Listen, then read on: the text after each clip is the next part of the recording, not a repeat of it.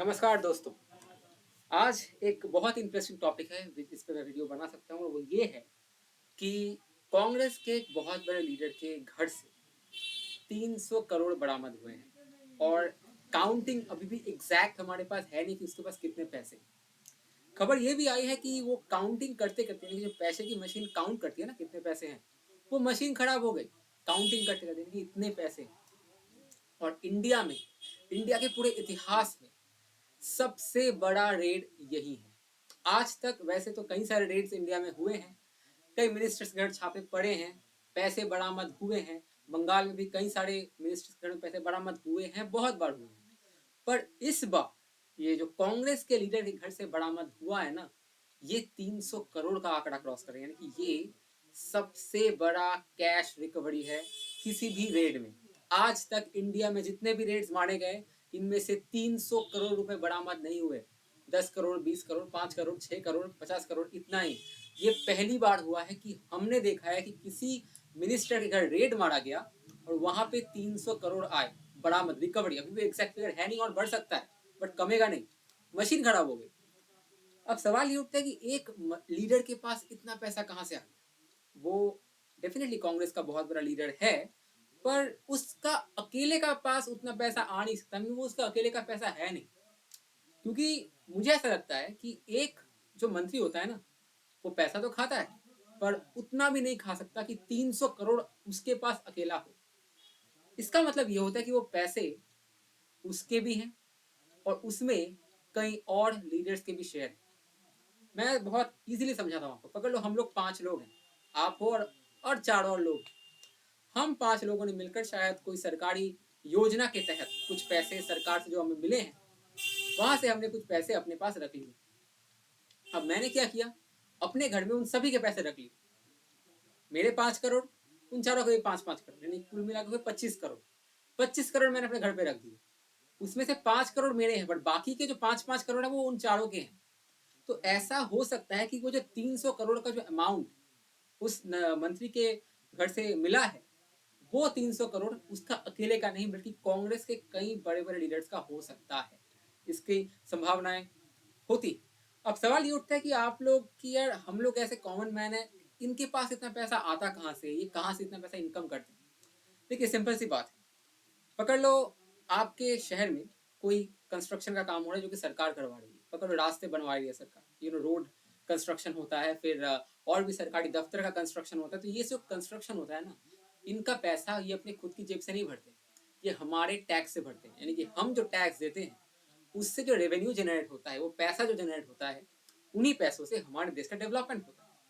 तो देश की उन्नति के लिए, देश की इंफ्रास्ट्रक्चर डेवलपमेंट के लिए, कोई ऐसा सरकारी काम करवाने के लिए जो सरकार की जरूरत है और इंडिया को भी जरूरत है, उन कामों के लिए जो केंद्र सरकार है वो एक फंड एलोकेट करती है।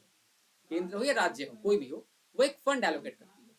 वो जो फंड एलोकेट करती है, उस फंड का पैसा जो नीचे के स्टेक होल्डर है, जो नीचे नीचे के मंत्री हैं, मंत्रिमंडल जो है, उनमें से वो काम तो करके दिखाते हैं कि चलो यार हमने इतना काम कर दिया, पर जो एग्जैक्ट कॉस्ट है ना, वो नहीं बताते। पकड़ लो, आपने मुझे 5 करोड़ रुपए दिए अपने घर को बनाने के लिए। पकड़ लो, मैंने क्या किया, मैंने कहा कि चलो भाई, आप लोग मुझे 5 करोड़ रुपए दो, मैं आप सबके लिए 3-3 घर बना दूंगा। अब आपने मुझे 5 करोड़ दिए, मैंने कहा कि 5 करोड़ रुपए लगेंगे।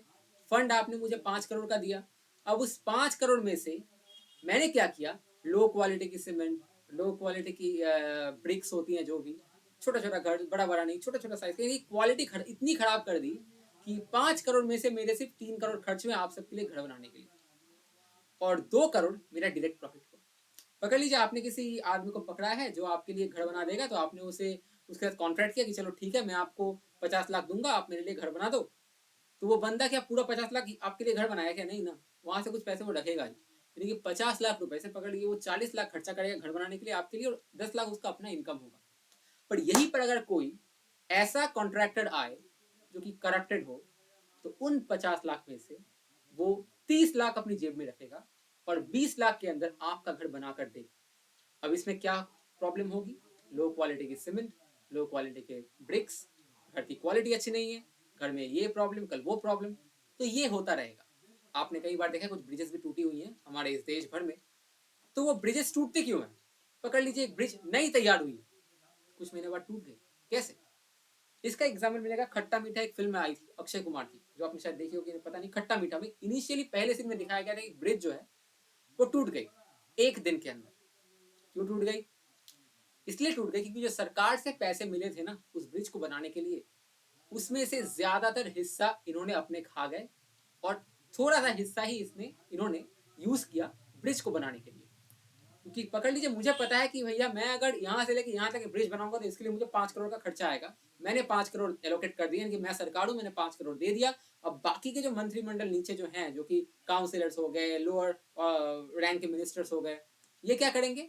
5 करोड़ में से 3 करोड़ अपने पॉकेट में रख लेंगे और 2 करोड़ ही खर्चा करेंगे ब्रिज बनाने के लिए, जिससे ब्रिज की क्वालिटी के साथ कॉम्प्रोमाइज होता है। और यहाँ पे सिर्फ कांग्रेस की गलती नहीं है, हर एक पार्टी में ऐसा होता है, हर एक सरकार में ऐसा होता है।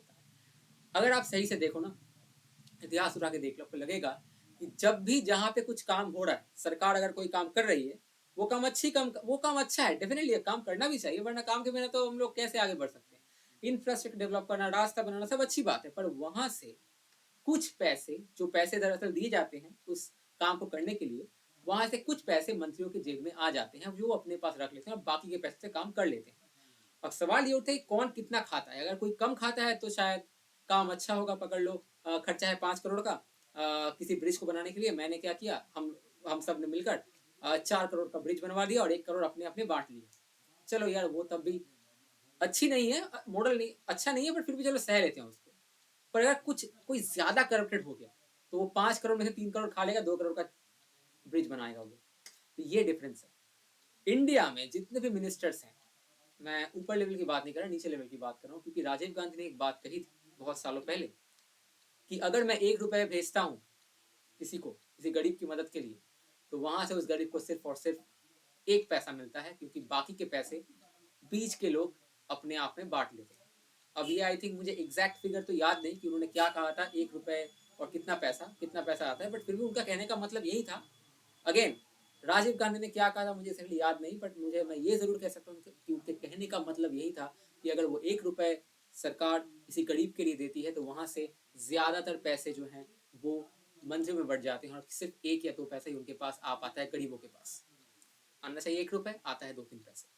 तो ये खाता कौन है? ये ऊपर लेवल के लोग नहीं खाते, जो प्राइम मिनिस्टर्स हैं, चीफ मिनिस्टर्स हैं, इस लेवल के लोग नहीं खाते। कौन खाते हैं? लोअर लेवल के लोग, काउंसिलर्स हो गए, कुछ मेयर्स हो गए, कुछ छोटे मोटे मंत्री हो गए, ये लोग ज्यादा पैसा कमाते हैं। अगर आप राजनीति में देखो ना, एक प्रधानमंत्री इतना करप्शन नहीं कर सकता, एक मुख्यमंत्री भी इतना करप्शन नहीं कर सकता, बट जो करप्शन करते हैं वो थोड़े नीचे लेवल के मिनिस्टर्स करते रहते हैं। जैसे एग्जाम्पल, ये कांग्रेस का ये लीडर, इसके पास 300 करोड़ मिले, ये सिर्फ इसका नहीं है, बहुत लोगों का है, मुझे पता है।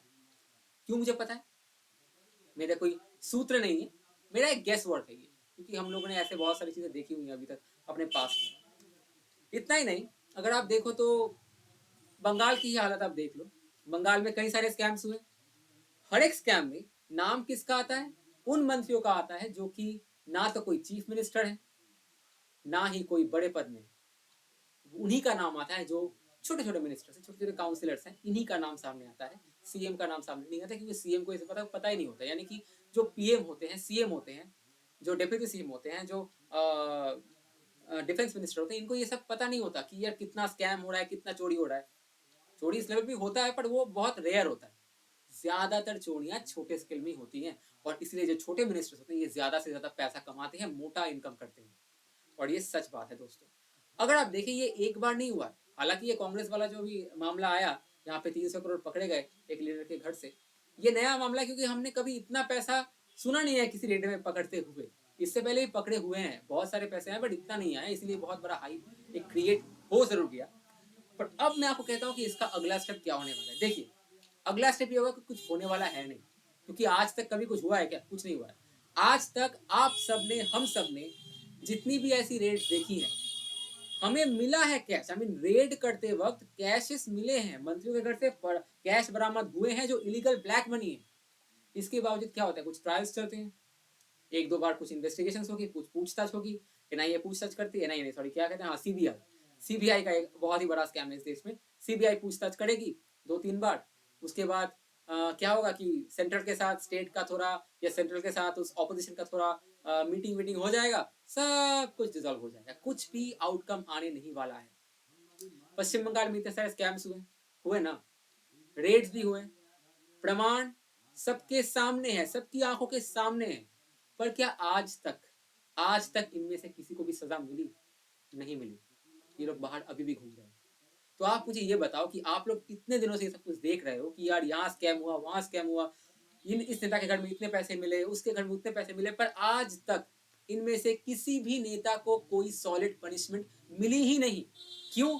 इनिशियली कुछ दिन थोड़ा इधर उधर पैसे चलता रहेगा, पुलिस आएगी, अरेस्ट करेगी, 2 दिन पकड़ के लेके जाएंगे, फिर जमानत से वो छूट जाएंगे, फिर कोर्ट में केस चलता रहेगा, और फिर at the end of the day क्या होगा, ऑपोजिशन में और सरकार में एक मीटिंग हो जाएगी, या फिर स्टेट में सरकार में मीटिंग हो जाएगी, सेंट्रल मीटिंग हो जाएगी, उसके बाद क्या होगा, सारा केस खत्म, कोई बात ही नहीं करेगा उसके बारे में, कोई बात नहीं करेगा। और आप लोगों ने ऐसे कई बार कई इंस्टेंसेस हमारे बंगाल के केस में देखे होंगे। तो आप मुझे ये बात बताओ कि क्या ये सही है? देखिए, रेड मारना सही है, पर इसका कोई आउटकम ना निकलना फायदेमंद नहीं है ना, बिकॉज आप रेड मार के आपको अचीव क्या करना है? आपको ब्लैक मनी को निकालना है, आपको दोषियों को सजा देना है, ताकि बाकी के लोग ऐसा ना कर सके, पर आप वो कर नहीं पाते, आप उसमें फेल हो, क्योंकि आपका खुद का भी इंटरेस्ट है। यहाँ पर बीजेपी को फायदा क्या मिला कि बीजेपी अब ये कहेगी पॉलिटिक्स के समय, यानी कि चुनाव के समय, कि देखो कांग्रेस की जो पार्टी है ये चोर पार्टी है, ये चोरी करती है, देश का पैसा लूटती है। ये जी हाँ, बीजेपी क्या, जो भी पार्टी सरकार में होती है ना, ये हमेशा ऑपोजिशन के अगेंस्ट कुछ रेड्स करवाती है। और हम सबको पता है कि जितनी भी पॉलिटिकल लीडर्स है, जितने भी हैं इस देश में, जितने भी हैं, सबके पास कुछ ना कुछ ब्लैक मनी तो है ही, गारंटेड।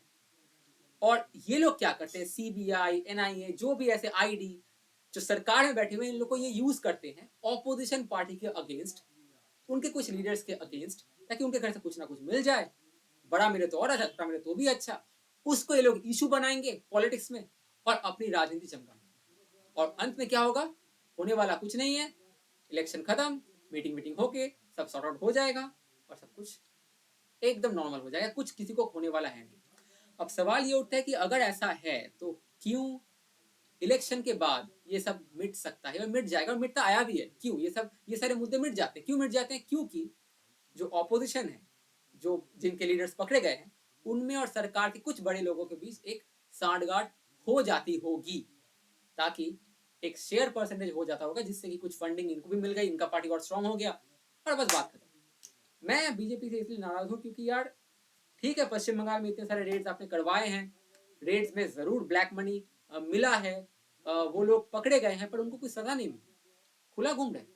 और ये बंदा, जो कांग्रेस का जो बंदा पकड़ा गया 300 करोड़ के ब्लैक मनी के मामले में, ये भी 6 महीना बाद खुला घूमेगा, किसी को कोई खबर नहीं होगी कि वो क्या है, कौन है, कहाँ है। हम लोगों का इंटरेस्ट भी टूट जाएगा, हम लोग सरकार से क्वेश्चन नहीं करेंगे, और ये सारा मैटर डिसॉल्व हो जाएगा, सारा का सारा मैटर डिसॉल्व हो जाएगा।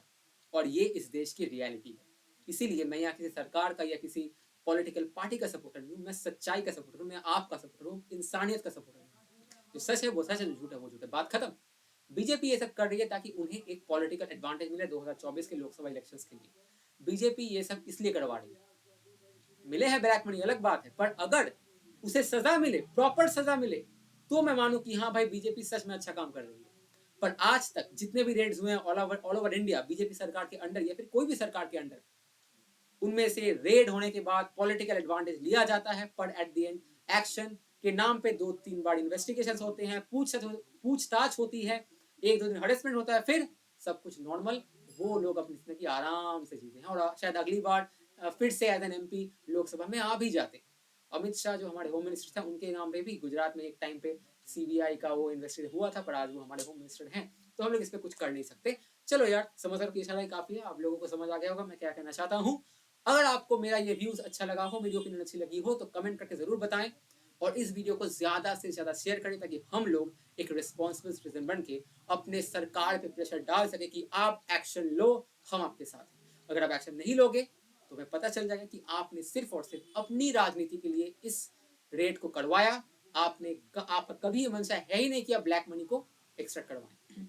अगर यहाँ पे इस बंदे के केस में कोई भी अरेस्ट होने के बाद उसे प्रॉपर अगर सजा नहीं मिलती है, तो इसका मतलब ये है कि बीजेपी सिर्फ और सिर्फ पॉलिटिकल फायदे के लिए ये सब करवाती है।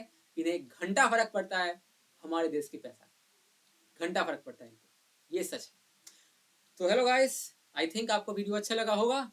तो अगले मिलते हैं अगले एपिसोड में किसी अगले सवाल के साथ, सवाल विद राज। और हाँ, मैं नीचे डिस्क्रिप्शन में अपने ब्लॉग का लिंक दे दूंगा, आप मेरे ब्लॉग को पढ़िए और अपनी राय मेरे साथ मेरे कमेंट सेक्शन में शेयर जरूर कीजिए।